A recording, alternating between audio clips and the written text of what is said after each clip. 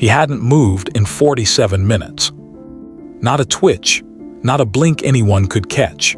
Just there, a column of red and black in the gray London morning, standing in front of a sentry box that looked older than most countries.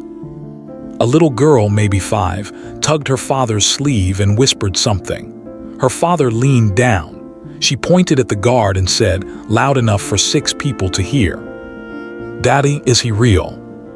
Nobody laughed. Because honestly, standing there watching him, you weren't entirely sure either. His name was Corporal Daniel Marsh.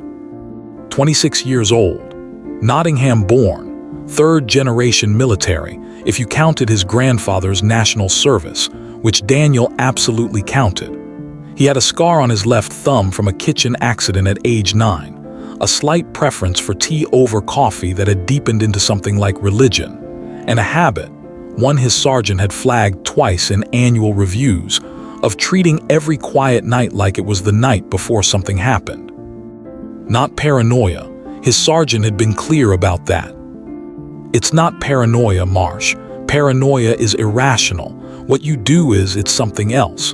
I'm not sure it has a name. Daniel had written that down in his personal notebook. Not paranoia, something else, no name. He'd been stationed at St. James's Palace for 14 months. Not Buckingham. The tourists always assumed Buckingham, and he'd stopped correcting them because correcting tourists at St. James's was a full-time job with no pension. St. James's was older, quieter, less photographed. The tourists who found their way there tended to be the deliberate kind, the ones with actual guidebooks, the ones who stood a respectful distance back and watched without immediately raising a phone. He preferred them. He'd never said that to anyone. The morning he was 20 minutes into, a Thursday in November, 7:43 a.m. by the last clock he'd been able to read before taking post, was the kind of London morning that arrives like an apology. The sky was the specific shade of gray that isn't threatening rain so much as it's promising gray, permanent gray, geological gray. The plane trees lining the approach to the palace had gone mostly bare, and their branches made complicated shapes against that sky, like someone had tried to write something and given up. The cobblestones were damp. Not wet damp, that specific London damp that gets into wool and leather and the spaces between your thoughts, the kind that makes your joints feel prophetic. There were 11 people in Daniel's eyeline at that moment. He knew because he'd counted. He always counted. A couple Eastern European, he'd guess, early 40s, matching quilted jackets in navy, were taking turns photographing each other with the palace gate in the background. They were doing it properly, taking time, adjusting angles which he respected. A young man in a courier jacket stood off to the left eating something wrapped in foil, apparently lost, checking his phone and then checking the street signs with the resigned energy of someone who'd been lost for longer than they wanted to admit. 2 older women, British by the scarves and the flat shoes, stood in conversation near the lamp post closest to the road, not tourists then. Residents, maybe. The comfortable kind who walk past palaces on their morning route the way other people walk past Tesco's.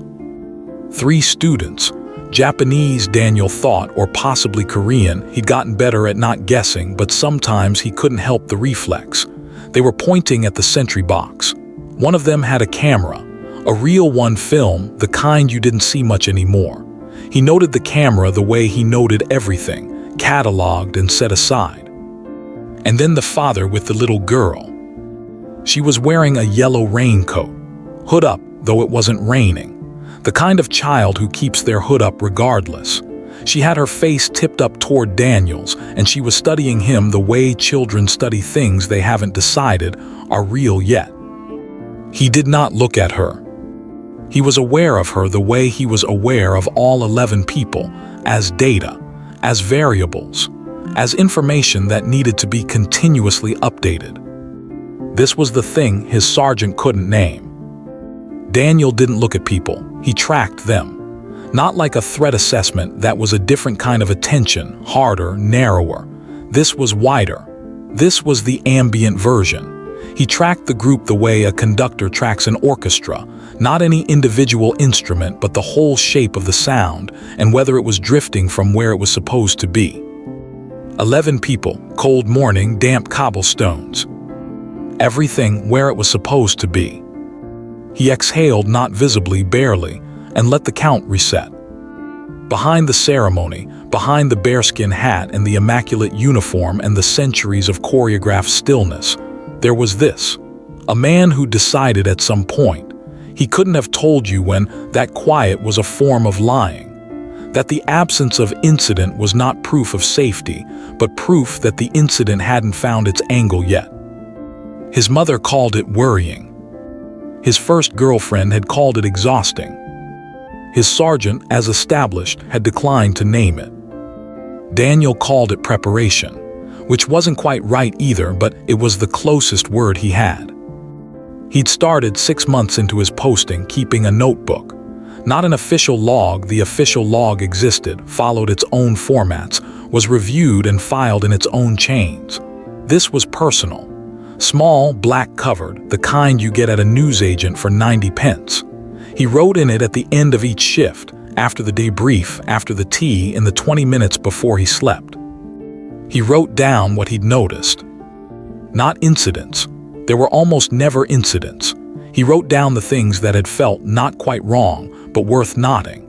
The delivery van that sat at the curb 3 minutes longer than a delivery van needs to. The man in the gray coat who came back to the same position twice. The tourist who asked a very specific question to a colleague about shift change timing. Nothing ever came of any of it. He'd never once flagged a notation that turned out to matter. But he kept writing. Because the thing he knew, the thing that sat in him like a stone in still water, was this. Somewhere, sometime in a job like his, someone had a last quiet night, and they called it quiet, and they went asleep, and the next day was the day. He was not going to be that person. The little girl in the yellow raincoat had taken 3 steps closer. Her father hadn't noticed. He was on his phone. She was close enough now that Daniel could see the pattern on her coat, small white ducks, repeating, slightly faded at the hem where it had seen some weather. She looked up at him. He was looking at a point approximately 18 inches above and behind her left ear. "Hello," she said. He said nothing. She wasn't offended. She considered this for a moment and then appeared to accept it as the correct response. She studied him for another few seconds with the serious face of a child conducting research. "You're the realest thing I've ever seen," she said finally. Her father looked up from his phone, embarrassed, and started to say something apologetic. Daniel didn't hear it. Because at that exact moment, on the edge of his peripheral vision, 11 o'clock position, near the junction of Pall Mall and Cleveland Row, something moved in a way that things in his ambient count weren't supposed to move. He didn't turn his head. He reset the count. The thing about St. James's Palace, Daniel had decided, was that it was honest in a way Buckingham wasn't. Buckingham was performance. Not cynically, genuinely, legitimately performance. The geography of Buckingham was designed to be seen, photographed, witnessed. The gate, the forecourt, the famous balcony, these were architectural statements that said, here is power, here is ceremony, here is a thing that wants to be looked at. St. James's just stood. Red brick Tudor, all these centuries old, not particularly trying to impress. The gatehouse sat there like a man at the end of a long day, like it had seen enough. It didn't want your photograph. It would tolerate it. Daniel liked that. He felt, in ways he couldn't articulate without sounding strange, that the palace and he had an understanding. He was not here to be looked at either. He was here to look. The junction of Pall Mall and Cleveland Row had settled back to normal.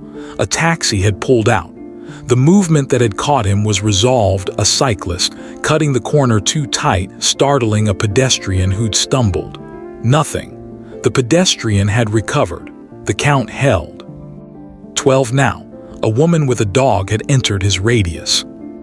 He noted the dog, a medium-sized terrier mix, sandy-colored on a long lead. well-behaved, and filed it. 12 people, damp cobblestones, bare plane trees, gray that wasn't going anywhere. The little girl in the yellow raincoat and her father were moving away now. She looked back once over her shoulder at him. He still didn't look at her. But something in him, not in his face, not in his posture, not in anything that would show, filed her too. The realest thing she'd ever seen. He wondered what that meant from the inside of her yellow hood. He wondered if she meant that he was more real than the palace, or more real than the gray sky, or more real than her father's phone. He wondered if she was right. He reset the count. 12 cold morning, damp, nothing wrong. The thing before the thing. He exhaled and waited. By 10:30, the morning had changed its mind. The gray hadn't lifted. Gray at St. James's in November was not a thing that lifted, but it had thickened, gone heavier, the kind of sky that makes noon feel like dusk and dusk feel personal. The tourists had thinned. A tour group had come and gone, 22 people matching lanyards, a guide with an umbrella used as a pointer. Daniel had counted them in and counted them out. All 22. He always counted them out. Corporal Harris had taken the adjacent post at 8, and they'd exchanged exactly what was required, the formal acknowledgement, the situational pass-off, and nothing else. Harris was efficient and humorless, and Daniel respected him completely. They'd never had a conversation lasting longer than 40 seconds that wasn't procedural. In 14 months, this hadn't changed. Daniel had stopped assuming it would.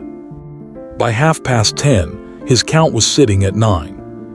He'd been at 9 for 11 minutes, which was slightly below the morning average for that stretch of time, and he'd noted the dip without assigning meaning to it. You couldn't assign meaning to every variation. That way was madness, actual madness, the kind that ended postings. He'd seen it in other men, the ones who started seeing the pattern in the absence of pattern, who woke up at 3 a.m. convinced the lull was a tactic. He noted the dip and held it lightly. What he didn't hold lightly was the man in the olive green wax jacket who had now walked past the Pall Mall end of his sightline 3 times. First pass, 9:51 a.m., walking east, unhurried, hands in jacket pockets, phone in right hand, half raised, possibly filming, possibly just carrying. Age late 30s, maybe early 40s, dark-haired. Carrying a canvas bag over one shoulder, the kind you get from bookshops or farmers markets. Second pass, 10:07 a.m., walking west, same pace, same posture, same jacket, phone now fully pocketed, no bag, no, the bag was there, just switched to the other shoulder. Daniel had noted the bag switching, not with alarm, with notation. Third pass, 10:22 a.m., walking east again.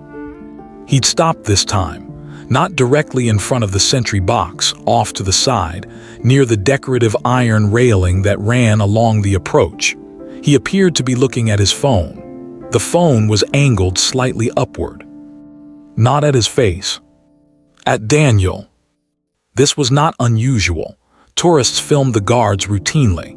It was expected, managed, part of the ceremony's social function.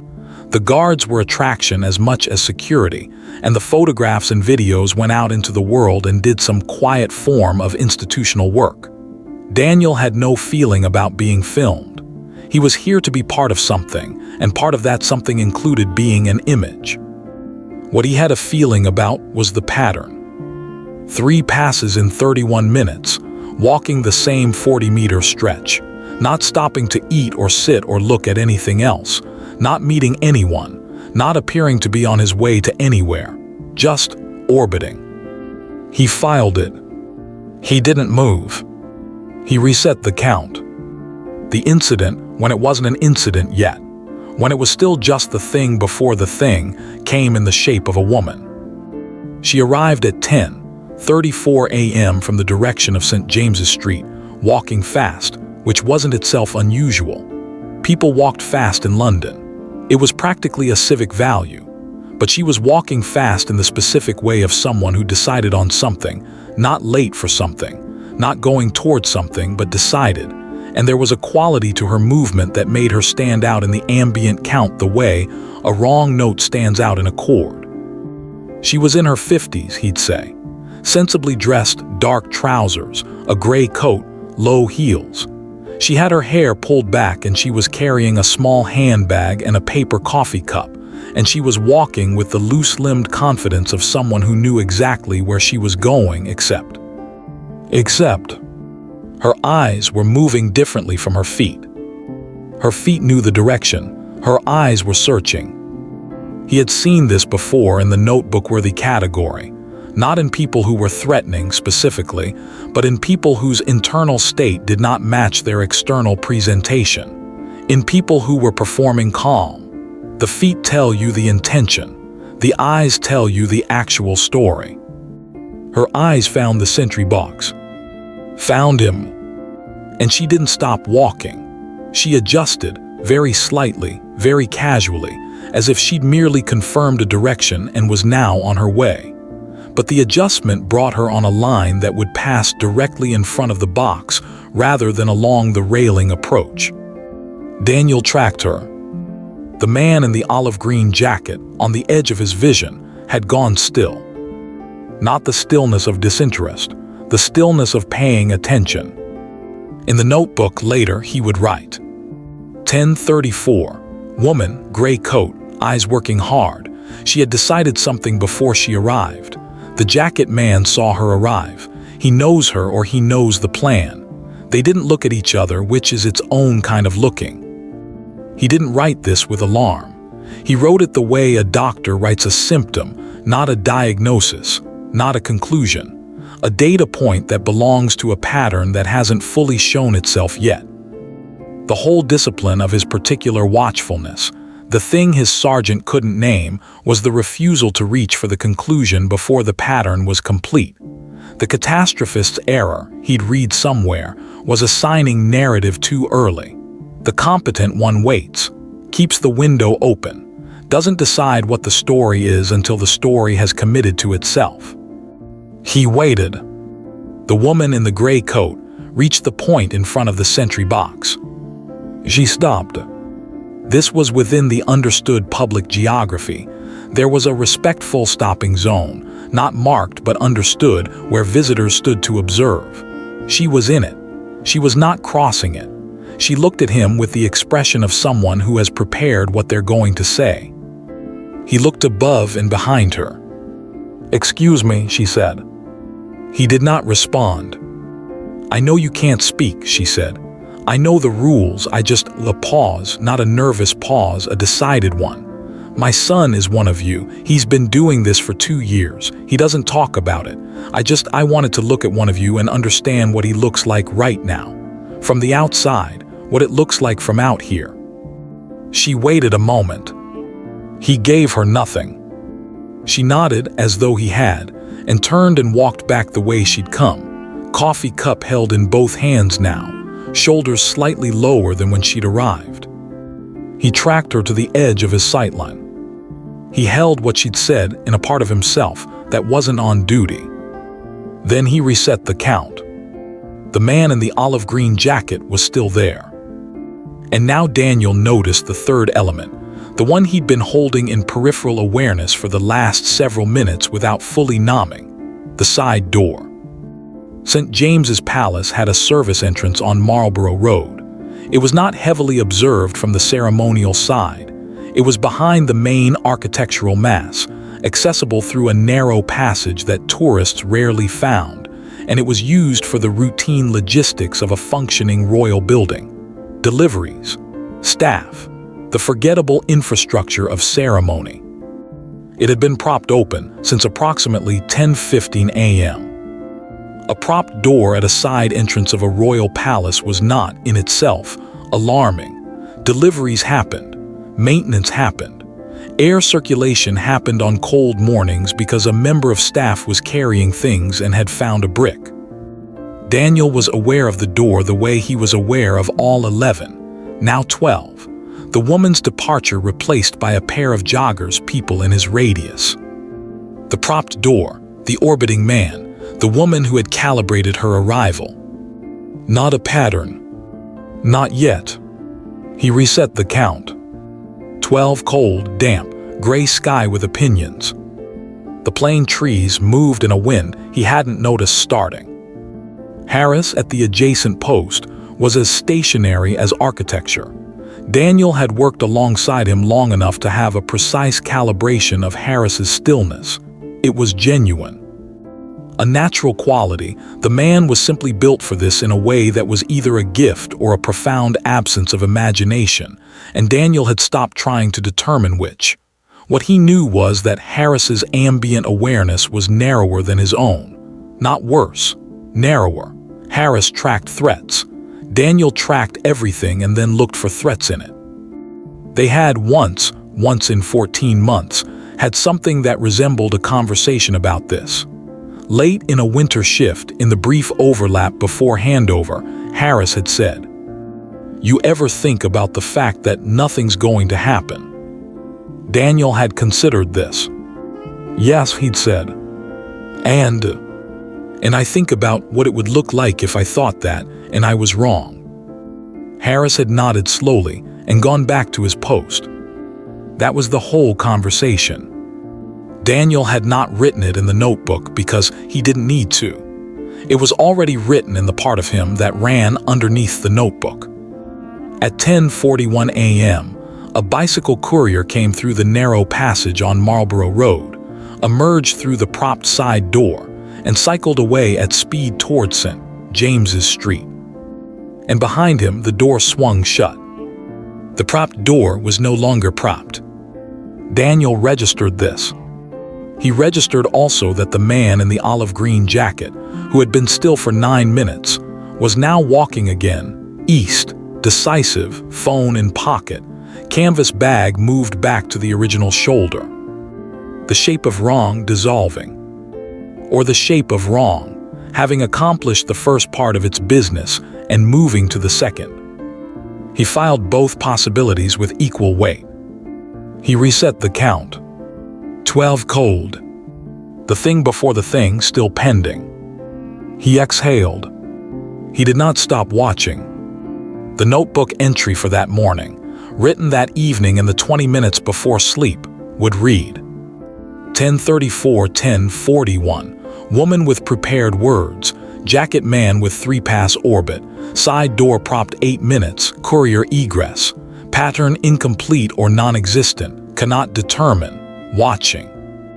Underneath that, in smaller writing, almost as an afterthought, her son is doing this, looking like this from the outside. I wonder if he knows she came.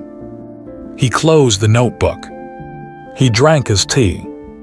He did not sleep for an hour. The incident, the actual one, not the patterns that preceded it, not the orbiting man, not the propped door, not the woman with her prepared words, came at 2:17 p.m. Not in the morning, not during the quiet. It came in the middle of a school group. 31 children, age 8 or 9, in matching yellow high-visibility vests over their coats, arranged in the approximate geometry of a group that had recently been told to stay together, and had taken this instruction at wildly different levels of seriousness. 3 adults, exhausted in the specific parental volunteer way, moving constantly around the edges of the group like anxious satellites. A teacher at the front, young, 30s, patient in a way that was clearly costing her something, holding a clipboard and trying to keep the explanatory narration going over the noise of 31 children who had found themselves at a palace and were processing this at 31 separate volumes. It was the noisiest 2 o'clock Daniel could remember at St. James's. The sound rolled off the old brick and came back doubled. He counted them in. 34 in total, 31 children, 3 adults. He ran the count twice because the children were moving. The teacher had stopped speaking and was looking at him. "Right," she said to the group loudly over the noise. "Who can tell me what the guard's job is?" About 12 hands went up. "He stands there," one boy shouted without being called on. "He protects the palace," a girl added. "He's not allowed to move," Another voice from somewhere in the middle of the group aggrieved, as if this were a personal affront. The teacher smiled in Daniel's direction. Not at him, exactly, the professional half-smile of a person acknowledging that someone is being observed and who wants to signal respectful appreciation, and said, "He's also watching. Even though he looks like he's standing still, he's watching everything."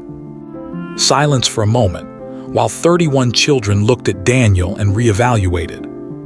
He was aware of all 34 of them. He was also aware of the 35th. He'd picked him up at the edge of the group's arrival, not part of the school, not a teacher, not a parent volunteer. A man in his 20s, slim, wearing a dark hoodie with the hood down, jeans, trainers. He'd been standing on the Pall Mall approach when the school group arrived, and when they'd flowed around the forecourt space, he'd moved with them in a way that wasn't quite moving with them, staying at the periphery, using the group's volume as cover, using 31 yellow-vested children as noise. Not unusual for a member of the public to be in proximity to a school group. People walked through. People stopped to watch the children because children at palaces were charming. The general public was full of people who weren't doing anything wrong. Daniel tracked him. The man had his hands in his hoodie's front pocket. The front pocket, the kangaroo pocket, both hands disappeared, was not alarming by itself. Cold morning, cold afternoon, cold hands. Normal, standard. But his eyes were not on the children. His eyes were on the gate. Specifically, on the access point that ran alongside the gatehouse. The one that, on ceremonial days, admitted vehicles. The one that was currently blocked by a wooden security barrier, but was not, on this particular Thursday in November, staffed by the visible security personnel who were deployed on higher traffic days. The man was studying the gate with the careful attention of someone building a mental map. Daniel's ambient count, running continuously, noted that the 3 parent volunteers were all engaged with children on the opposite side of the group. The teacher was at the front, crouching down to answer a question from a small boy in a dinosaur-themed woolly hat. Harris, at the adjacent post, was in his natural orientation. The main approach, the official line, the geography of ceremony. Nobody was looking at the man in the dark hoodie. Except Daniel, who had not moved, who had not altered his expression by a single muscular degree, who was, at this moment, doing the thing his sergeant couldn't name at a level of intensity that had gone from ambient to total. The man took 2 steps toward the gate. Not running, not rushing, the specific measured pace of someone who has rehearsed this, who has told themselves, walk, don't run, running is panic, walk. One of the yellow-vested children was directly between the man and the gate, a small girl, standing a little apart from the group, looking at something on the ground, possibly a pigeon, directly in the man's path. The man saw her. He hesitated, the hesitation so brief it was almost nothing, a frame of film, a comma, and angled to go around her. Daniel moved. Not at a run, not dramatically. He had his orders and he knew them, and running at a member of the public from a ceremonial sentry post was not the opening act of a scene that ended well for anyone, and he was not doing that. He stepped out of the box. He stepped out and he walked, not at pace precisely, but with direction, the kind of walk that has intention in every joint, on a line that would intersect with the man in the dark hoodie 3 meters before the man reached the gate. The teacher looked up. Harris, peripheral, registered the movement. The man in the dark hoodie saw Daniel coming and stopped. That was it. That was the thing. He stopped the way a person stops when the variable they hadn't accounted for has appeared, when the mental map they'd been building has been interrupted by information the map didn't include. He stood very still. Daniel stood in front of him, not blocking him dramatically, not with a hand raised or a shout or any of the physical theater that the 31 children 3 meters away would have loved, and that would have been, professionally, an absolute catastrophe. Just in front of him, In his path, a column of red and black in the gray afternoon, looking at a man in a dark hoodie with the steady, level gaze of someone who has been paying attention for a very long time and has been waiting, in some sense, for exactly this moment. The man looked at him. Daniel said nothing. The man's jaw worked slightly, swallowed something, not words, something physical. His hands came out of the hoodie pocket, empty, both of them. He held them very slightly out from his body, not a surrender, more like a demonstration. They looked at each other. The teacher behind Daniel was on her radio, low voice controlled. Harris was moving. The school group had gone beautifully, brilliantly oblivious. One child had found the pigeon. Later in the debrief in the report, in the section headed Incident Description, what Daniel wrote was accurate and efficient and said almost nothing of what it had actually been. Subject approached controlled access point with apparent reconnaissance intent, interposed as precautionary measure. Subject withdrew voluntarily. Security backup arrived within 90 seconds. Subject detained for questioning. No prohibited items found. Matter referred to Metropolitan Police as standard protocol. It was true, all of it was true. The man had been, as it emerged, a freelance journalist, and that was a generous word for what his credentials suggested, who'd been building a piece about security vulnerabilities at secondary royal sites. He'd had a notebook in his hoodie pocket and a small camera, and the sort of reckless confidence that comes from doing risky things that haven't yet gone wrong. He hadn't been dangerous. He'd been stupid in a very specific way, which was its own category. But Daniel had not known that when he'd stepped out of the box. He'd known what the man's eyes were doing and where his feet were pointed and what the gap between those two things meant. He'd known the children were there. He'd known the gate was unstaffed. He'd stepped out. What the report did not say, what no report has a section for, was this. The moment, 2 seconds into Daniel's walk toward him, when the man had fully clocked what was happening and all the rehearsed calm had drained from his face. The way the school children on the other side of the forecourt had continued arguing about the pigeon with complete serenity. The way Harris had arrived alongside with the particular efficiency of a man who had, in 14 months, never once had a conversation with his colleague lasting longer than 40 seconds, and who arrived now like he'd been ready for exactly this, because he had been. The teacher's voice, low on the radio, not scared, just professional and fast.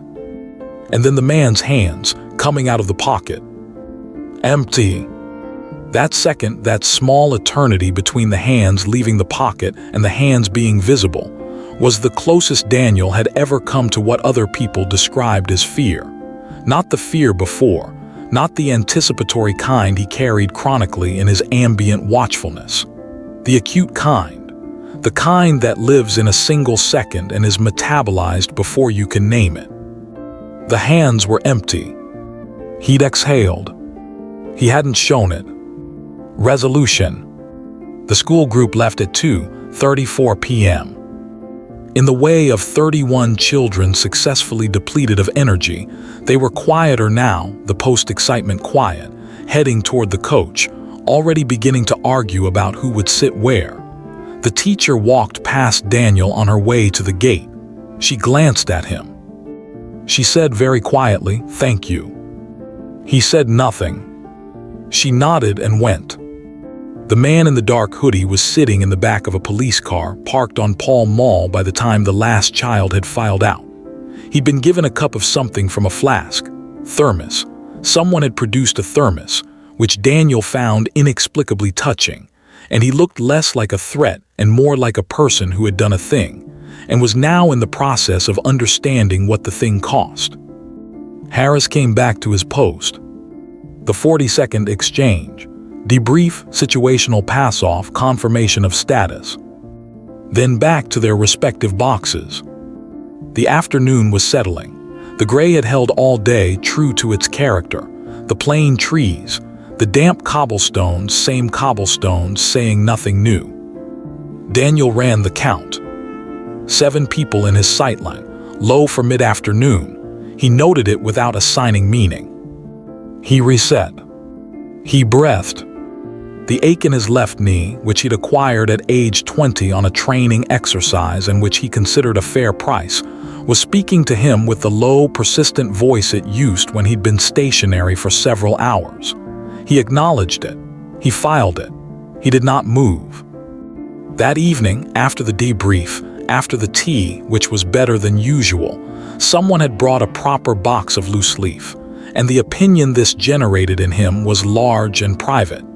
Daniel sat in his room and opened the notebook. He wrote the incident summary. Then he sat for a while without writing. Then he wrote, underneath the summary, in the smaller handwriting he used for things that weren't strictly notations. The man's hands, that second. 31 children arguing about a pigeon. 1 pigeon. Harris was ready. He was always ready. I should tell him that. I will not tell him that. The teacher's voice. Thank you. She knew I couldn't respond. She said it anyway.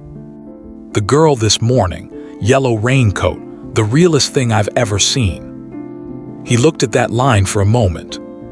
He thought about what it meant from inside a 5-year-old's yellow hood, and he thought about whether she'd still think so if she'd seen the second this afternoon when the hands came out of the hoodie pocket, or if that would change the category from real to something she didn't have a word for yet. He thought about the mother. Her son is one of you, what it looks like from the outside. He closed the notebook. He drank the last of the tea. He set his alarm for 5:30. Ending line. He lay in the dark and did what he always did, ran the days count backward, the way some people count sheep, the way his grandfather had apparently recited prayers. Each person in the sightline recalled and set down until the count hit 0 and the day was closed. 7:12, 12:34, 7. Hands empty. The pigeon. The realest thing. Outside his window, London was doing what London does at midnight in November, carrying on. Undramatic, enormous, indifferent to its own weight. Somewhere down there, behind Tudor brick as old as any story, a palace was being watched by men he'd never meet on posts he'd never stand at, running their own counts, filling their own notebooks, waiting for patterns to show themselves. And somewhere, a mother was perhaps wondering about her son, whether he was cold, whether he was all right, whether the view from inside the bearskin hat was anything like the view from outside it. And somewhere, a small girl in a yellow raincoat was asleep, and in whatever dream logic she was running, the realest thing she'd ever seen was possibly still standing in front of a very old gate in the gray London morning. Still, watching, not because nothing was going to happen, because something always was, it just hadn't found its angle yet, and the only thing standing between the angle and the finding was a man who decided, at some point he could no longer identify, that quiet was not a gift. It was a test, and he was not going to fail it in his sleep. The thing about the last quiet night is that you never know it's the last one until the next morning arrives and isn't quiet at all. So you treat everyone the same way, like it's the one before. Every single time.